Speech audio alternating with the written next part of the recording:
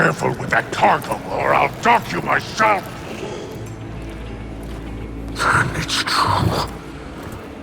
Aramis has broken free. Her name still carries weight.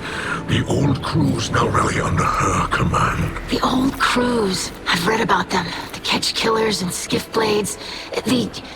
What is the human word? Pirates. Aramis thawing out is bad news, sure. And she's looking for something. But luck's on our side for a change. This little trinket is exactly what we need. What's that? That's access, little sister. You hold this key, and any door they close, you can open. If you can find it.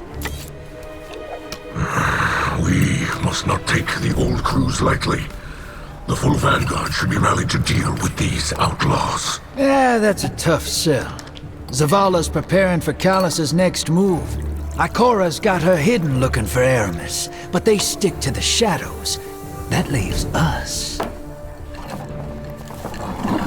Father, we should do whatever we can to help.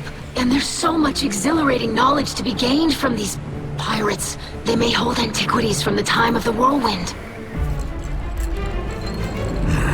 Idol, this is more serious than you realize. You ain't wrong. We all know how dangerous Aramis can be. It's your call, hero.